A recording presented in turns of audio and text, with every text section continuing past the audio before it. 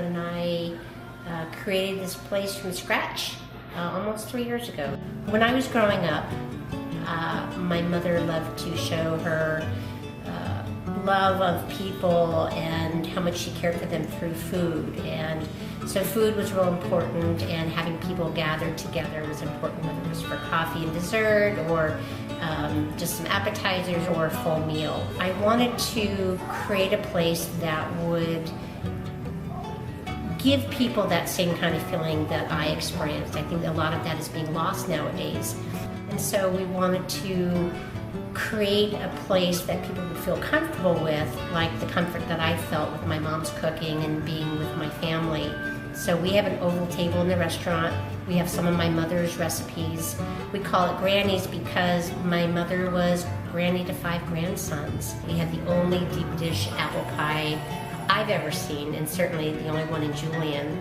Our pie is 8 pounds, and it's made with Fuji apples, and it's amazing. And we try to create an environment where people just feel comfortable coming here, whether they're locals who come on a regular basis or tourists who want to come by and feel like family.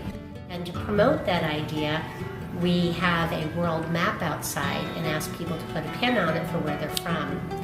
In less than 2.5 years, the map is, certain parts of the map are completely full. You cannot see any differentiating lines on the map for Europe. You cannot see most of Southern California because that has tons of pins in it as well. So we just want people to have a real down home kind of feeling, feel comfortable, have some good food, share some good memories, and hopefully come back.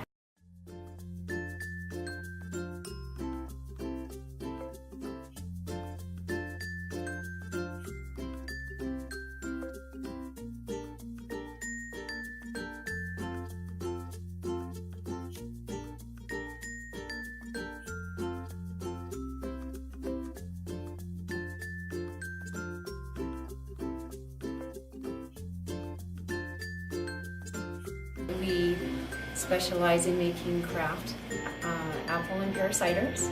We use all local fruit from the Julian area, and we ferment ciders typically that are varietal ciders, so they're made from specific varieties of apples and pears.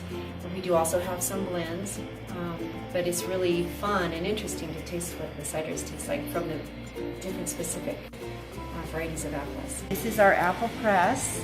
And there's a big, huge thing that looks like a big, thick balloon on the inside of this. And as it fills up, it presses we put pumice on the outside of the balloon, but on the inside of this sieve. And as the balloon fills up, it presses the apples against, the ground up apples against the sieve. It presses the juice out, and it fills this in and runs out the bottom into waiting pockets. And then we move the fresh apple juice into fermenters. These are all fermenters here.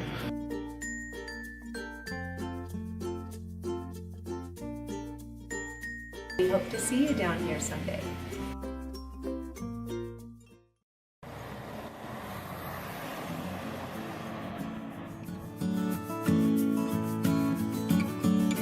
We're a farm-to-table restaurant where we do our best to source and specialize in local meats, seafood, and vegetables. Our bison meatloaf is amazing. We use grass-fed bison from one of the farmers right down the road from here.